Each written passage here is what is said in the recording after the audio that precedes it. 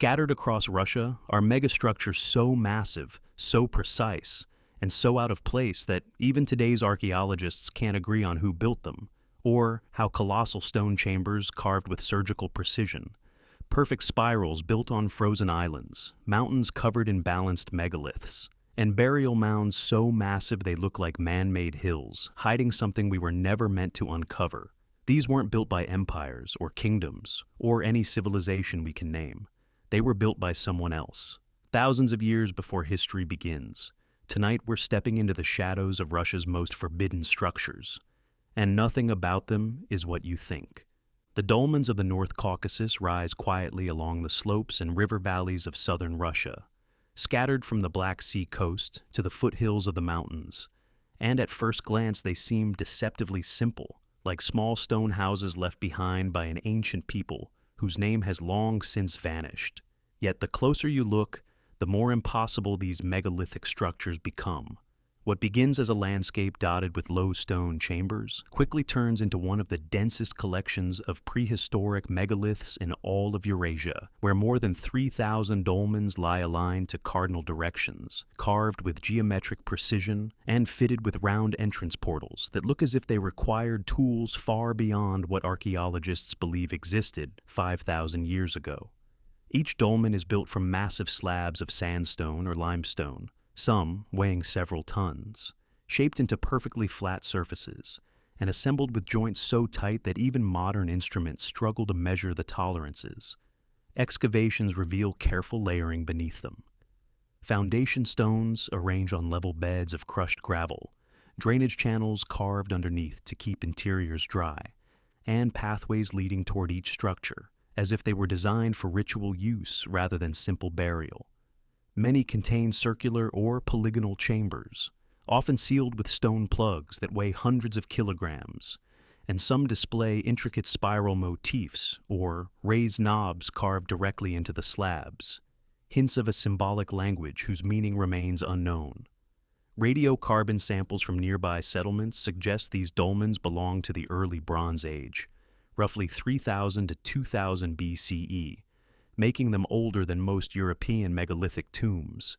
Yet, what remains most difficult to explain is the sheer consistency of the construction style across vast distances, implying a shared blueprint or centralized cultural knowledge that should not have existed in small, scattered mountain tribes.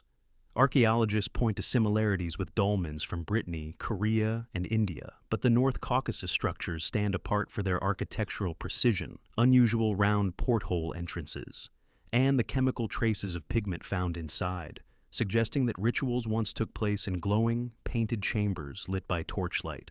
Some dolmens show evidence that enormous blocks were quarried kilometers away, hauled uphill on steep terrain that would challenge even modern machinery, while others sit perched on cliffs with panoramic views of the valleys below, creating alignments that researchers argue may correspond to solstices or star positions.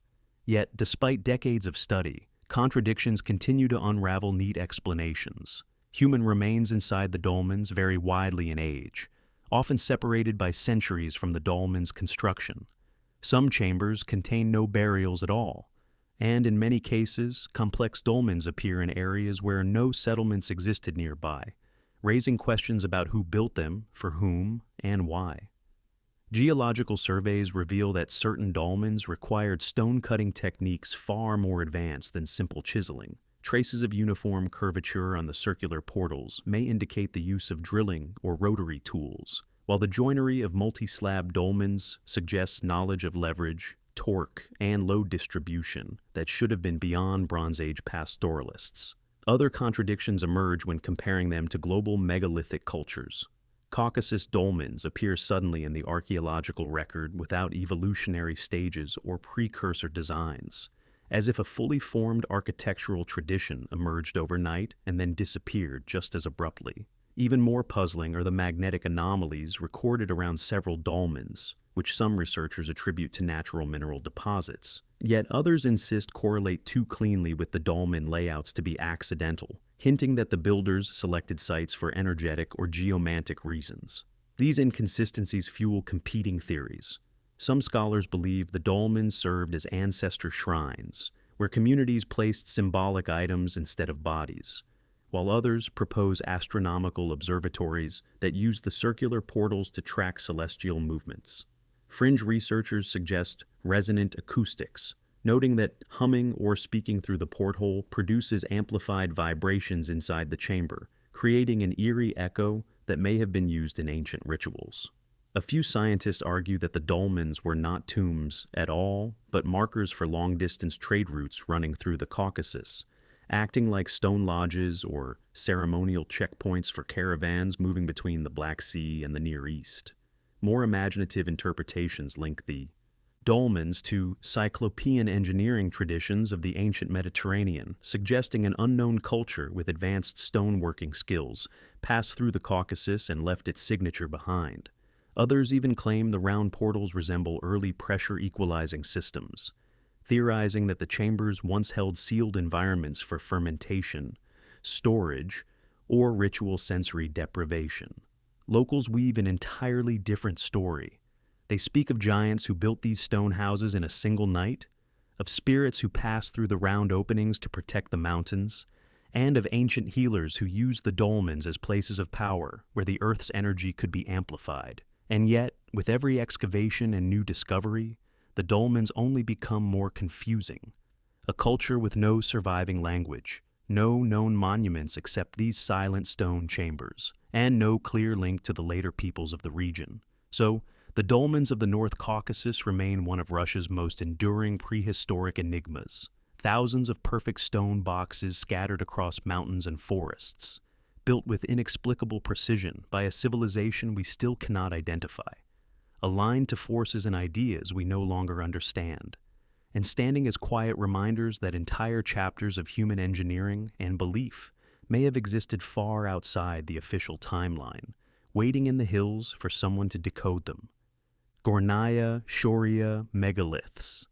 Deep in the remote forests of southern Siberia, where fog settles between endless ridges and winter snow hides everything beneath a white silence, lies a mountainside so strange that it has challenged archaeologists, geologists, and adventurers for more than a decade. The colossal megalithic blocks of Gornaya Shoria. At first sight, they look like a natural rock face, but as you climb closer through the pine trees, the illusion dissolves and something far more unsettling emerges. Enormous rectangular slabs, stacked like bricks in a wall, some measuring more than 20 meters in length and weighing hundreds, possibly thousands of tons, arranged in what appears to be deliberate horizontal courses that mimic the architecture of a forgotten civilization. The sheer size of the blocks defies comparison. No known ancient culture, not even the builders of Baalbek or the pyramids, is confirmed to have moved stones of this magnitude, and yet here on a remote Siberian peak, several massive monoliths sit aligned with almost geometric precision, their edges forming corners and straight lines too sharp to dismiss as coincidence.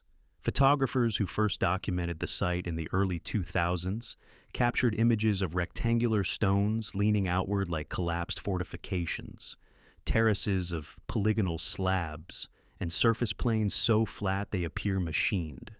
Drone footage later revealed angular patterns across the cliff face that seemed to interlock like giant cyclopean walls. Geological surveys show the rock is a type of Precambrian granite, extremely hard and resistant to erosion, yet the surfaces display smooth planes and right-angle intersections rarely produced by natural processes. Some blocks are balanced on smaller stones beneath, creating gaps that look strikingly similar to the foundation techniques at other megalithic sites worldwide. If natural, the formation is one of the most uncanny geological accidents ever recorded. If artificial, it represents a scale of construction beyond anything attributed to prehistoric cultures in Siberia. But contradictions haunt every explanation. Mainstream geologists attribute the formations to weathering, exfoliation, and tectonic fracturing, pointing to patterns where rock sheets peel off in parallel layers.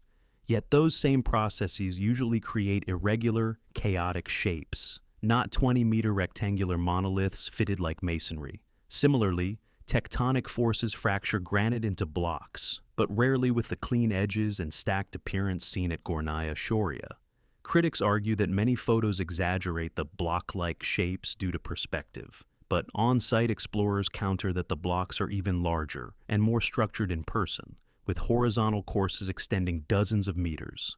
Another contradiction is cultural. Siberia during the presumed time frame, anywhere from the Neolithic to the Bronze Age, had no record of large settled societies, no monumental architecture, and no technology for quarrying or transporting stones of even a fraction of this size.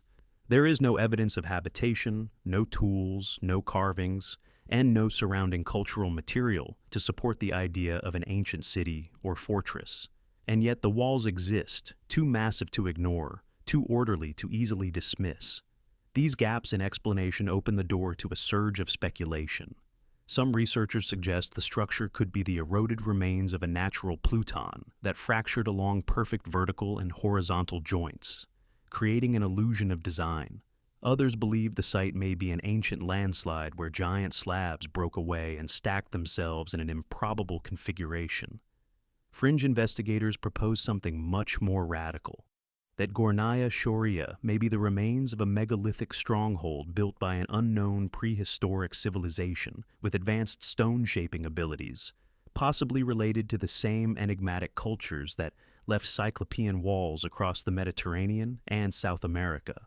A few theorists point out that the blocks at Gornaya Shoria resemble oversized versions of polygonal masonry found in Peru, Japan, and Easter Island, arguing for a lost global tradition of giant-scale engineering, while others push even further, suggesting these slabs could be remnants of a pre-glacial civilization destroyed during cataclysmic events at the end of the last ice age. More speculative voices imagine even older origins.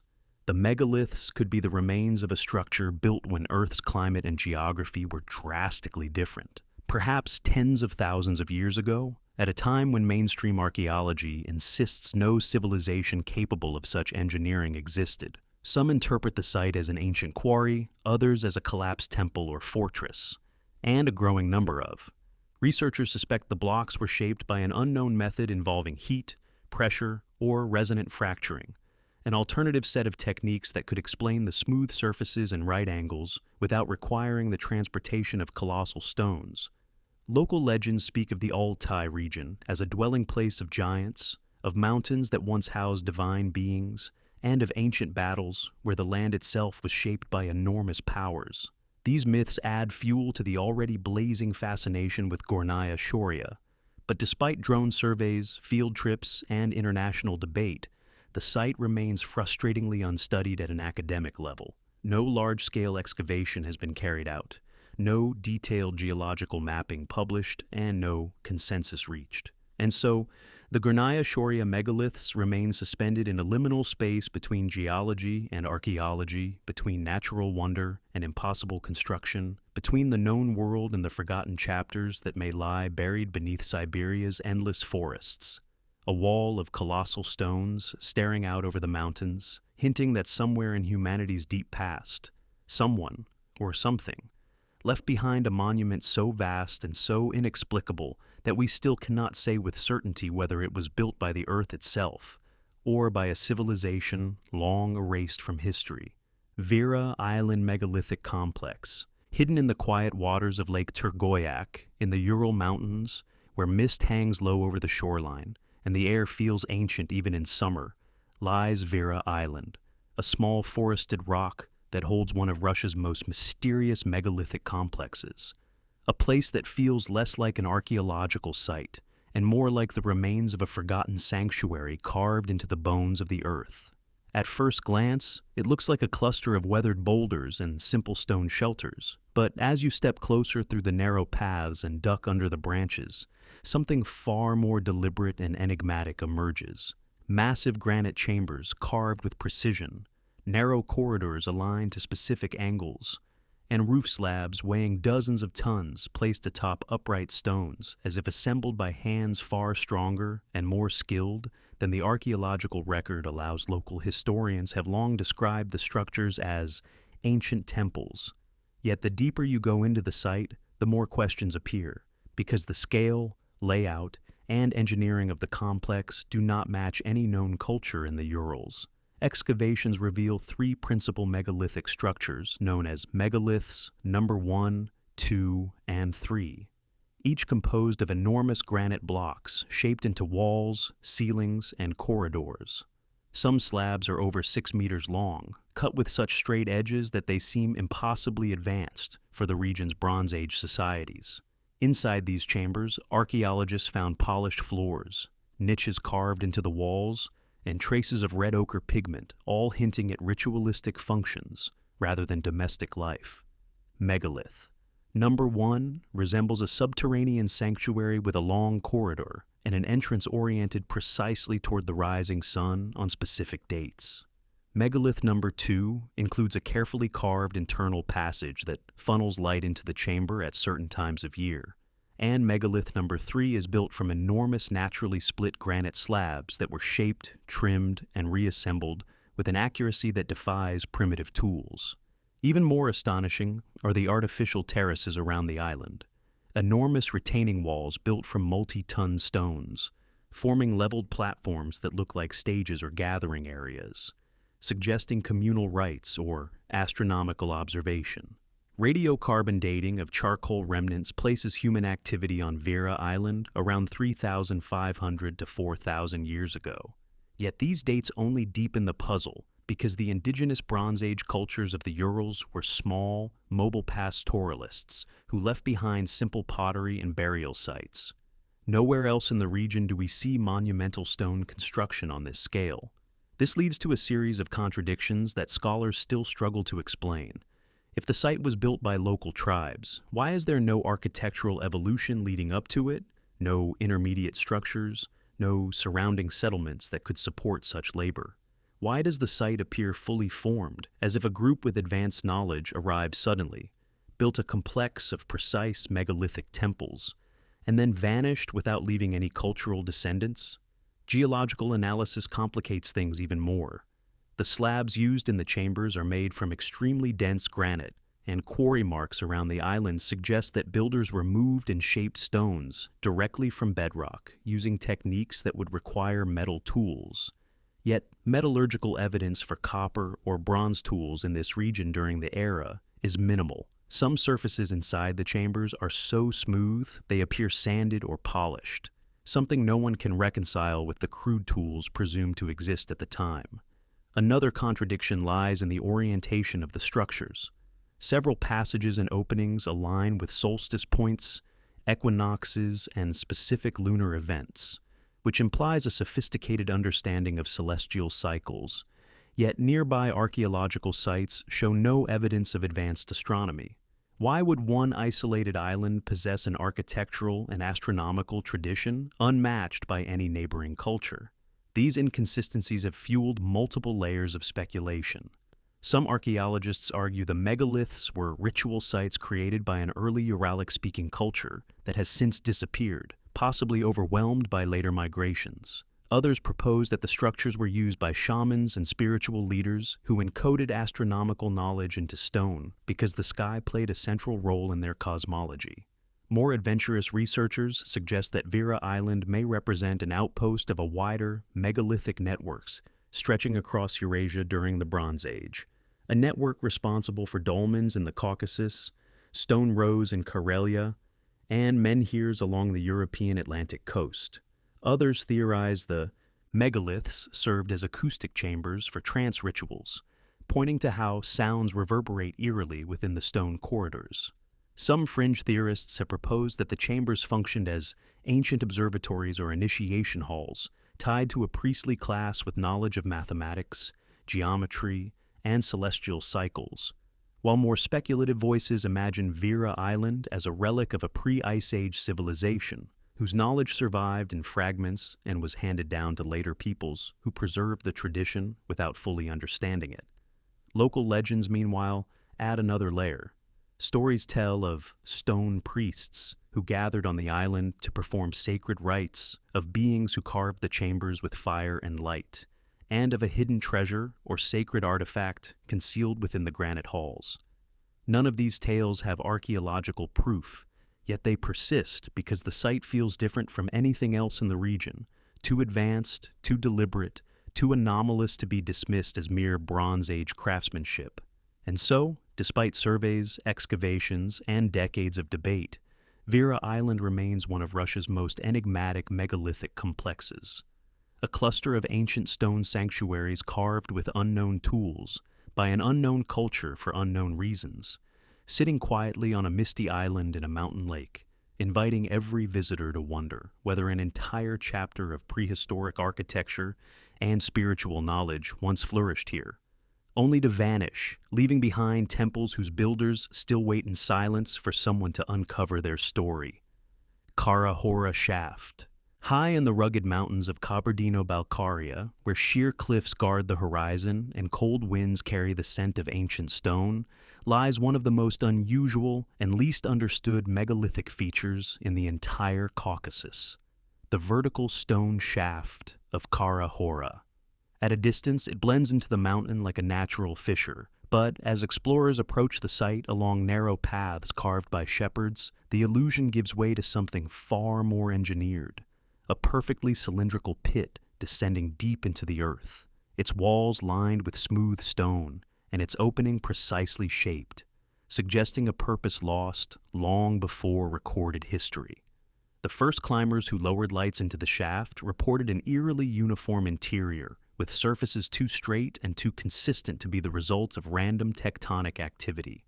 Measuring roughly 2 meters across, the shaft drops dozens of meters into darkness, and at its base, narrow horizontal tunnels branch outward like deliberate corridors cut into the mountain. Geological sampling shows the rock is hard, limestone interbedded with volcanic material, yet the walls inside the shaft are strangely polished, with tool-like striations spiraling downward in a pattern that resembles controlled stone cutting rather than natural erosion. Archaeologists mapping the surrounding cliffs found carved steps leading toward the opening, as well as flattened platforms that appear to have been work areas or staging grounds. Everywhere around the site are massive blocks that seem detached from the cliffs but arranged in unnatural ways, some stacked, others fitted together with precise angles reminiscent of megalithic architecture elsewhere in the Caucasus. To make matters more intriguing, the shaft's orientation aligns almost perfectly with a nearby ridge that catches the first light of sunrise during the equinoxes, leading some researchers to suspect an astronomical function tied to the cycle of seasons. Yet the deeper excavators go, the more contradictions they uncover. No known culture in the North Caucasus, not the Maikop, not the Koban, not the later steppe tribes, is documented as digging deep vertical shafts lined with dressed stone. There are no inscriptions, no burial goods, no domestic artifacts, and no clear signs of habitation within several kilometers of the site. The technical challenge alone is bewildering. Carving a straight, narrow, and uniform pit through solid rock would require organized labor, rope-based descent systems, metal tools, and surveying skills beyond what archaeologists attribute to Bronze Age peoples in this region. And yet, the shaft exists, unmistakable in its artificial symmetry. Some geologists argue that the walls may have been shaped by water erosion along a natural karst channel, but this explanation stumbles on key details. Karst shafts typically widen toward the bottom and produce irregular, scalloped walls, not the straight, smooth, evenly cylindrical form of Hora. Other scientists propose the shaft might be a collapsed volcanic pipe or chimney, but the surrounding geology does not support recent volcanic activity. Nor do ancient volcanic vents produce the clean geometric lines observed here. And even if the shaft began as a natural cavity, the branching horizontal tunnels at its base defy natural formation altogether. These contradictions have unleashed a wave of speculation. Some archaeologists cautiously suggest the shaft could have been a ritual descent chamber, a symbolic passage into the underworld used by a shamanic culture that later disappeared.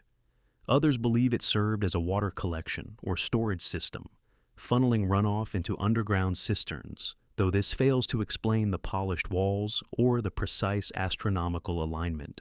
A more technological interpretation imagines the shaft as an ancient ventilation system or smoke chimney for an underground complex, perhaps a shelter or sanctuary, with the side tunnels acting as chambers now collapsed or buried.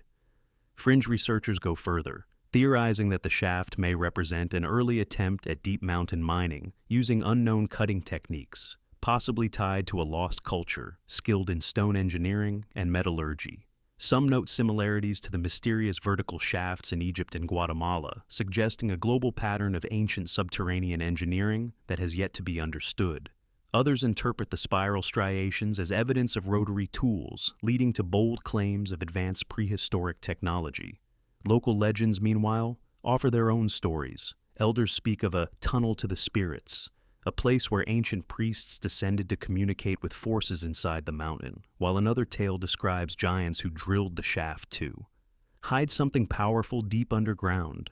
Even modern hikers describe strange acoustic effects. Voices echo in unnatural ways, and stones dropped into the shaft take far longer than expected to hit bottom, as if bouncing off unseen ledges or passing through hidden cavities. Despite several exploratory missions, the full depth and layout of Hora remain unknown. Flooding, unstable rock, and extreme remoteness have prevented a complete survey. And so, the shaft stands today as one of the most perplexing ancient structures in Russia, a vertical portal carved with inexplicable precision, leading into a darkness that may conceal chambers, tunnels, or secrets that no one has yet reached. Whether it was a ritual gateway, an engineering feat, a mining experiment, or the remnant of a civilization whose identity is still lost, Hora endures as a silent challenge to our understanding of the ancient Caucasus. A deep, echoing reminder that some structures carved into the earth carry stories so old and so forgotten that they remain, even now, beyond our grasp.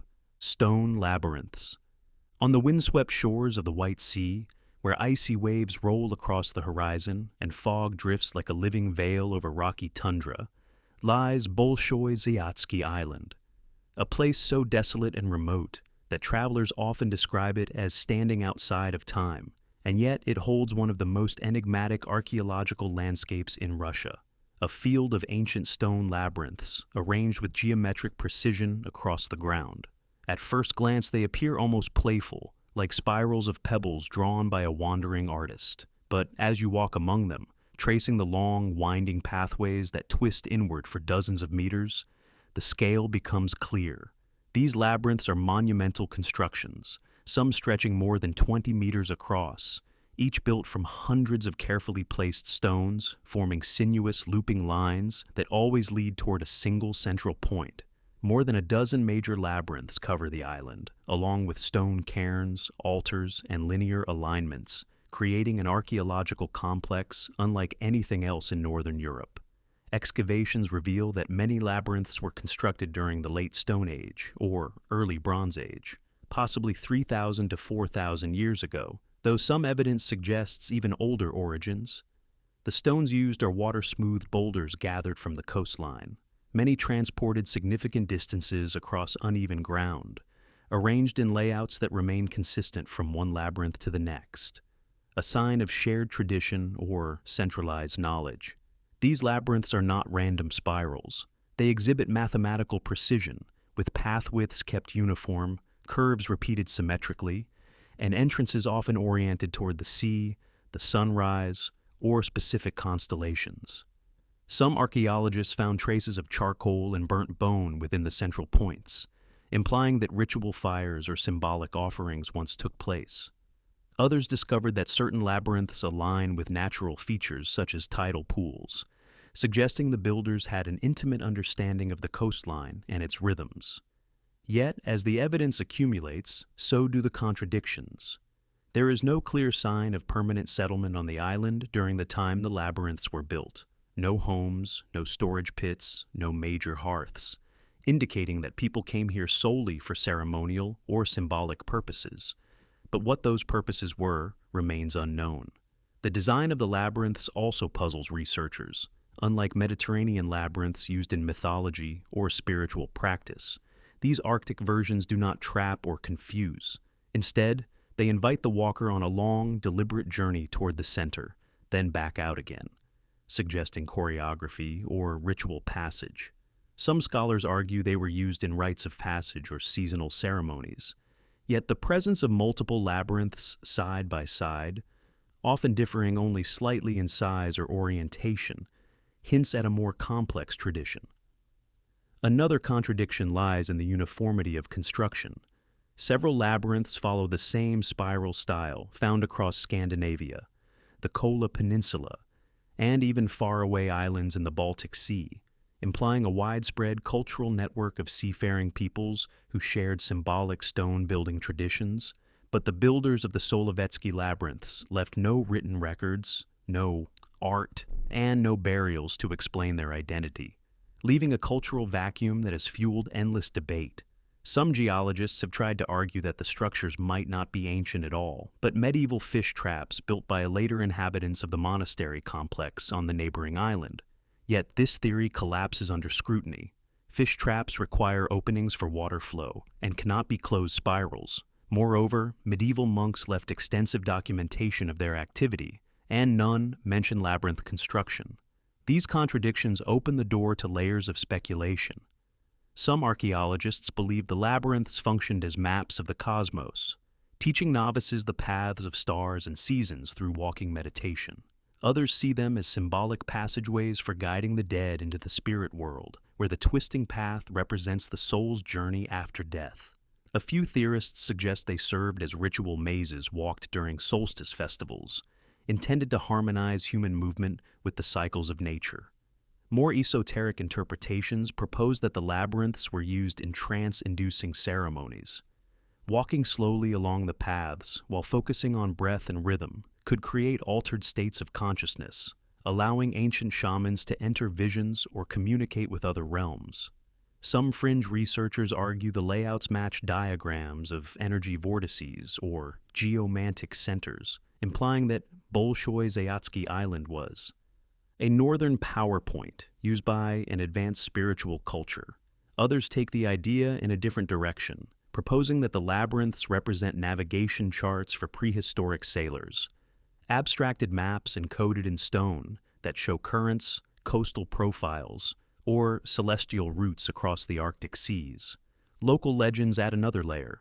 Fishermen and monks long spoke of stone games of the old people, claiming that the labyrinths were walked to ensure safe journeys or to trap evil spirits in their winding paths. Some say the labyrinths were used to summon favorable winds or calm the sea. Others whisper that the spirals mimic the paths of sea serpents or mythic creatures believed to inhabit the northern waters.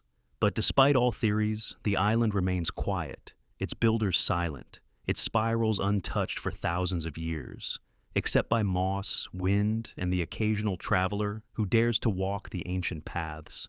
And so, the stone labyrinths of Bolshoi-Zayatsky Island remain one of the Arctic's greatest enigmas. Vast prehistoric spirals carved with intent but without explanation, aligned to forces we no longer measure, walked by people we no longer know, standing on a remote island where time seems to fold just like the labyrinths themselves, looping between certainty and wonder, forever refusing to reveal their final purpose. Arkaim Archaeological Complex.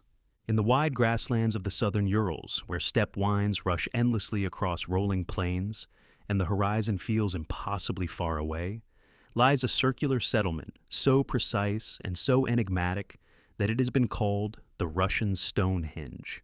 Arkaim, a Bronze Age fortified city rediscovered only in 1987, just days before it would have been destroyed by a planned reservoir. What looked at first like a simple ring of earth turned out, upon excavation, to be one of the most complex and geometrically perfect urban designs ever found from the ancient world. A double-walled circular stronghold built with a level of planning, engineering, and astronomical awareness that seemed far beyond the pastoral tribes historically associated with the region.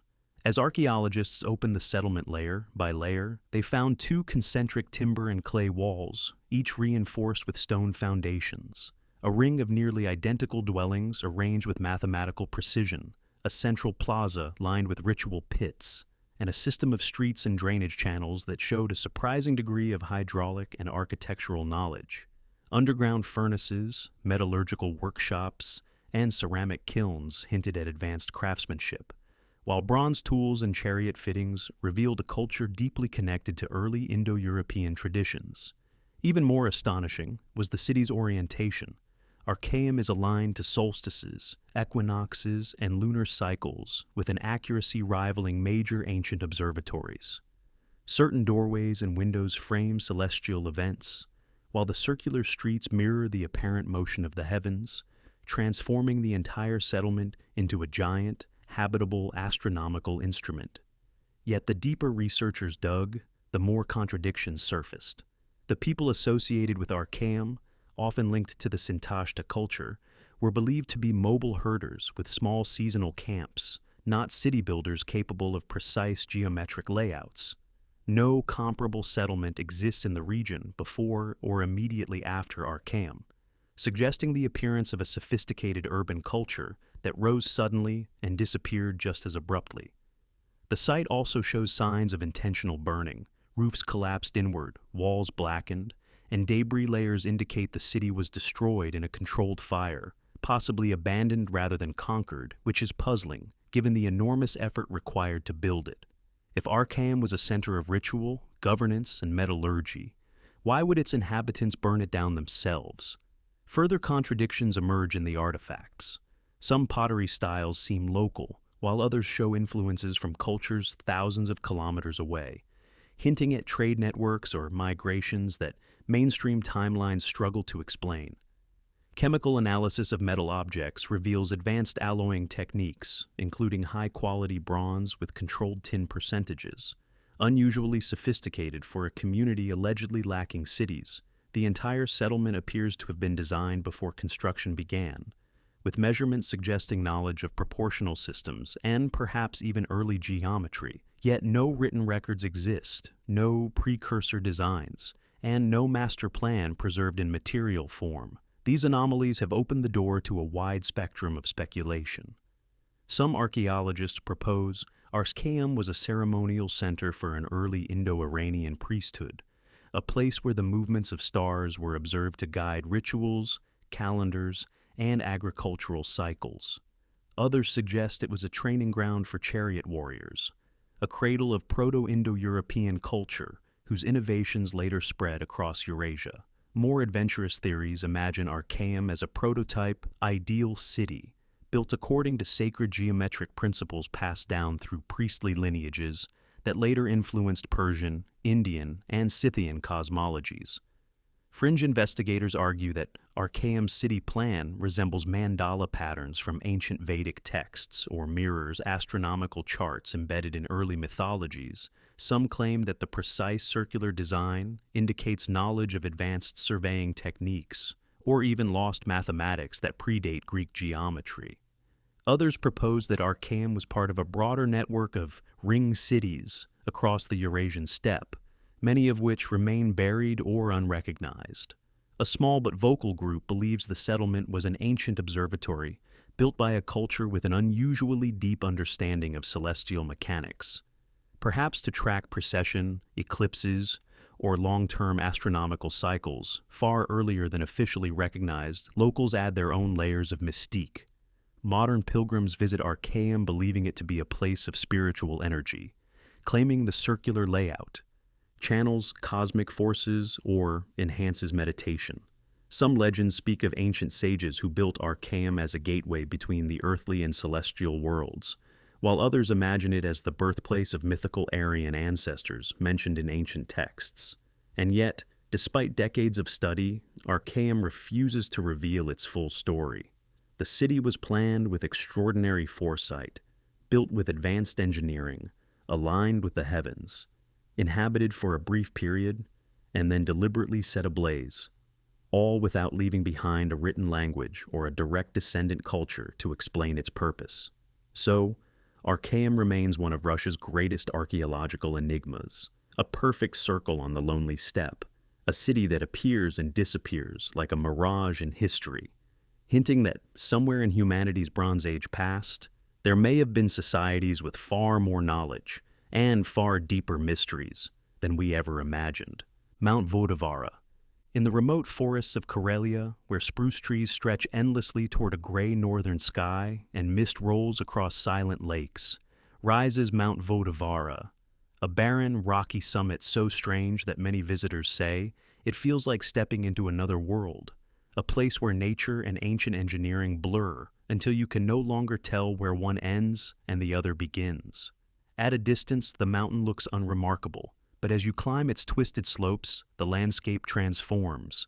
Enormous boulders balanced precariously on tiny stones, long stone ridges forming unnatural straight lines, fissures that appear like cut stairways, and clusters of megaliths perched in patterns too deliberate to be accidental. Over 1,600 bizarre sedas, sacred stones of the ancient Sami people, dot the mountaintop, many placed on delicate pivot points that allow them to sway slightly with the wind, producing faint vibrating sounds. The summit is also covered with deep, rectangular cracks in the bedrock, some stretching tens of meters, forming platforms, terraces, and corridors that resemble the ruins of a collapsed stone complex. Archaeologists mapping the area found stones arranged in circles, alignments that point toward solstice sunsets, and strange step formations in the granite that look like carved stairways leading nowhere. Radiocarbon testing on charcoal traces suggests human activity on the mountain more than 4,000 years ago, and Sami oral tradition identifies Vottovaara as a sacred site where shamans performed rituals, communicated with spirits, and traveled between the worlds of the living and the dead. Yet the deeper researchers look, the more contradictions emerge. Geologists argue that most formations were caused by a powerful earthquake 9,000 years ago, shattering the bedrock into slabs and leaving debris fields that only appear artificial. However, this explanation does not account for the dozens of perched stones placed atop smooth boulders with intentional balance points. Nor does it explain why many megaliths align with astronomical directions, or why some stones form perfect right angles and flat surfaces that look as though they were shaped deliberately. Visitors report smooth-cut faces on certain stones, as if carved with tools and holes drilled deep into granite, features that are extremely difficult to produce even with modern equipment. Another contradiction lies in the sheer number of formations. No other mountain in the region displays anything remotely comparable in density or complexity. If this were purely geological chaos, why does it resemble a megalithic ritual landscape? And why is the mountain nearly devoid of soil and vegetation at the summit, while surrounding areas flourish? A pattern some researchers claim aligns with ancient clearing and intentional construction. These inconsistencies have sparked waves of speculation. Some archaeologists cautiously propose that Neolithic or Bronze Age cultures enhanced natural formations to create a vast ritual complex similar to sacred Sami mountains in northern Scandinavia. Others argue that Vottovaara served as a shamanic pilgrimage site, where the unusual acoustics, created by hollow fractures in the rock, amplified drums, chants, and whistles during ceremonies intended to induce trance states. More adventurous theorists claim the mountaintop was a prehistoric observatory, pointing to alignments between the stones and major celestial events, while some believe it was an ancient gateway site, where shamans symbolically descended into the underworld through deep fractures in the rock.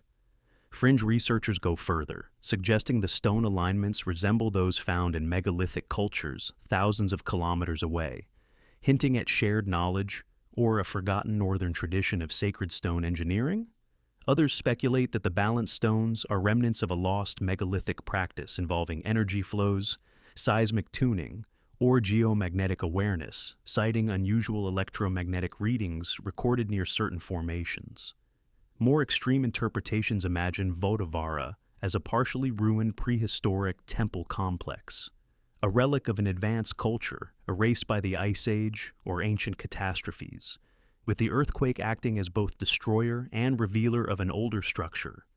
Local legends fuel the mystery. Karelian folklore describes Vottovaara as a mountain inhabited by spirits, a place where the boundary between worlds is thin. Some stories say the dead walk here on foggy nights. Others claim shamans ascended the peak to leave the physical world entirely. Modern hikers often report strange sensations, sudden silence, disorientation, feelings of being watched, while photographers capture inexplicable fog banks that form and disappear within minutes. Even today, many locales avoid the mountain, saying it has power that does not belong to humans. Yet, despite surveys, expeditions, and satellite imagery, Vottovaara refuses to provide a clear answer. The stones balance but do not fall, the alignments exist but cannot be definitively explained, and the mountain's fractured geometry feels both natural and impossibly sculpted. And so, Mount Vottovaara remains one of Russia's most haunting enigmas, a windswept summit covered in balanced stones and mysterious formations, a place where geology imitates architecture, where ancient rituals left traces but no explanations, and where the silence of the mountain whispers the same unanswered question: whether these patterns were shaped by the forces of nature, the hands of forgotten builders, or something in between.